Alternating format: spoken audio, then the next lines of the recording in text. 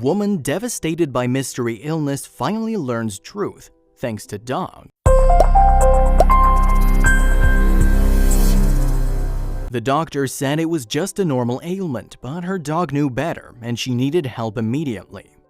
Her dog had snapped viciously at her belly and she knew something was very wrong, something inside her, something waiting to reveal itself. As the doctor casually looked her over, she shuddered as another wave of nausea gripped her and he didn't even notice. She was hiding behind a wall of pain, a dull ache that had become an insistent ball of agony. It was 2013 when she felt the first sign, bloating up her belly like a fat frog and causing a lot of discomfort during the move from California to Wisconsin. They just stopped for a quick snack before getting back to the task at hand. She waved it off as something they had had for lunch. It was very unusual, but like the most of us, she shrugged the warning signs away, thinking that next time she would order something better, maybe a salad or something light. She wouldn't be that lucky. It wasn't long before Stephanie conceded to herself that this may be more than a bout of indigestion, so in the fall of 2013, Stephanie finally set up an appointment with her local GP. She outlined all the symptoms she'd been experiencing over the past few months: trouble eating, bloating, and now full-blown pain in her abdomen. She told the doctor that she was worried that this was more serious because it was only getting worse, not better. Pushed for time and having seen similar cases before, the doctor dismissed her worry with a quick diagnosis, even though he did no tests to confirm anything. Stephanie, not wanting to insult him, accepted his answer. She grasped the script he'd scribbled down on his pad in her hands as a wave of nausea hit her. Stephanie tried to remember what the doctor had said as she filled her prescription of painkillers at the pharmacy. He thought that she'd just had an ovarian cyst. It was painful, but they usually disappear on their own within a few months. But this pain felt different. She wanted to believe, but deep inside she knew that it was a lie. After taking a couple of days off for bed rest, she had to get back to work. The pain medication was helping with some of the symptoms, like the sharp shooting pain in her belly was more of a dull throb now, but even medicine couldn't hide the fact that the pills were masking something serious. It was only when Sierra, her Siberian Husky, did something strange that Stephanie knew she couldn't trust that doctor. Sierra had been adopted by Stephanie from her son when she was 9 months old. Jean-Pierre, her oldest son, had enlisted in the Air Force and was due to leave for duty overseas shortly. Sierra soon became Stephanie's best friend and loving companion. She never wanted to leave Steph's side, so when Sierra started acting weirdly around her, she couldn't help but think that something was wrong. One day, just as Stephanie walked in the door, Sierra walked right up to her and did something she'd never done before.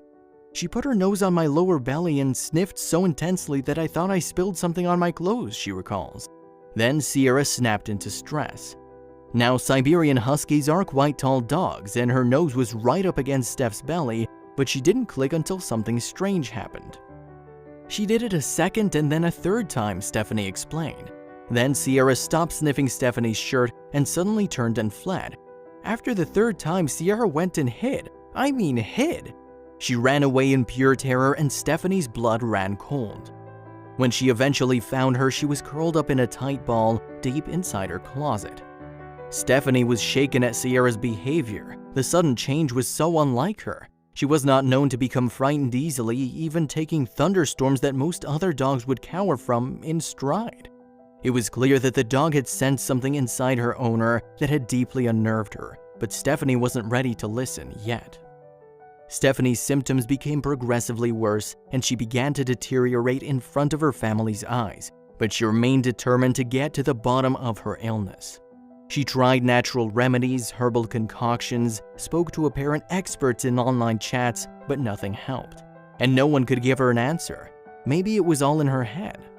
Stephanie was suffering more than usual on one particular day, and she made a decision. She wasn't going to continue hiding from the fact that something clearly wasn't right with her health. She decided to get a second opinion and booked a gynecologist appointment. She trusted her dog's reaction more than a rush doctor, and she was right to. To see Sierra become so afraid was spooky in its own right, Stephanie recalled later. This time she had 2 tests done, in addition to a complete pelvic exam, an ultrasound, and the CA125 blood test. Soon she would have all the answers she so desperately needed. But nothing could have prepared her for the moment she got her results.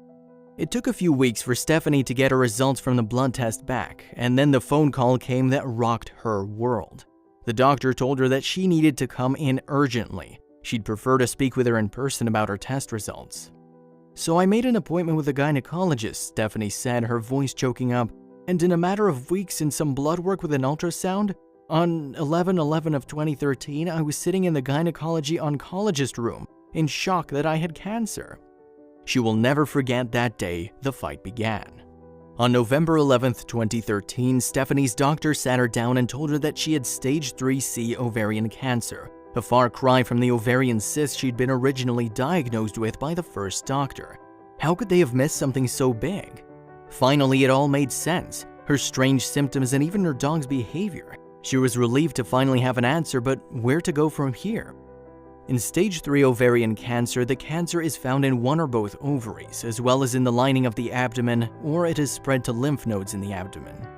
Former US Marine Corps, Stephanie underwent a full hysterectomy and had her spleen removed. She was a strong woman, but how strong?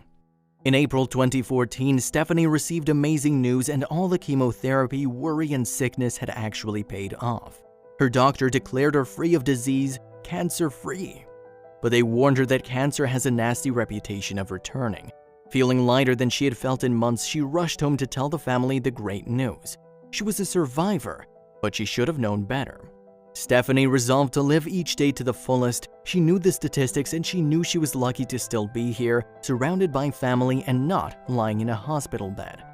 70% of women who are diagnosed with ovarian cancer are at risk of the disease returning, especially for the women who are diagnosed in the late stages. Would she become a statistic? Stephanie had caught it fairly late. Out of 4 possible stages, she was diagnosed at stage 3. Her doctors warned her that it was more than likely the disease would return. She tried not to dwell on the past or fret over the future and just live one day at a time. But the doctors were right in their prognosis, and in 2015, Steph was back in the doctor's rooms.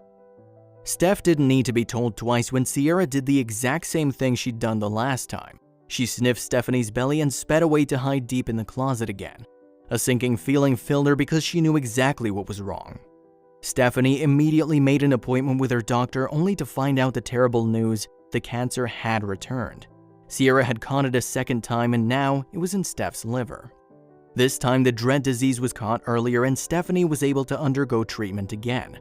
She did the unthinkable. She beat cancer a second time. With some cutting-edge technology, Dr. Kushner suggested that she enroll in a clinical trial that included a new type of targeted cancer-fighting drug called a PARP inhibitor. She only hoped it was the last time she'd need it. It wasn't to be. Sierra once again started acting strangely, and Stephanie knew it was back. She went to the doctors again to confirm what she already knew, what her dog had told her. And for the 3rd time, Stephanie began treatment. This time, the cancer had spread to her pelvic area. How much more could she take? It's almost like the dog knows something is going on and is scared. The dog didn't want to be near her. Ashley Wagner, the executive director of the Wisconsin Ovarian Cancer Alliance, said. That made all the difference in the world to her, says Dr. Kushner, regarding the high-tech science behind her recovery. It's amazing that one of the first targeted therapies for ovarian cancer became available just as she needed it. Stephanie, for the 3rd and final time, managed to fight the disease, and the 52-year-old is now cancer-free. I owe my life to that dog. She's really been a godsend to me. She's never been wrong, Stephanie said. Her oncologist David Kushner has even said that some breeds of dogs have an incredible ability to accurately smell cancer. Dogs have 220 million olfactory receptors in their noses, compared with just 5 million for humans, and the part of their brains devoted to smell is also much larger. Studies have confirmed that dogs can effectively detect cancerous cells in a human body.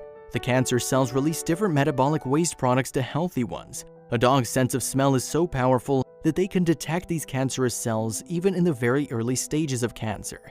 Studies show that dogs can be trained to detect cancer in 93% of cases. Stephanie knows that there is still a chance she'll have to battle cancer again, but she's positive and an inspiration to those battling alongside her. There are things that are coming out new every day. That's how I live my life. I'm gonna do the best thing I can do at the time until the next best thing comes along, she said.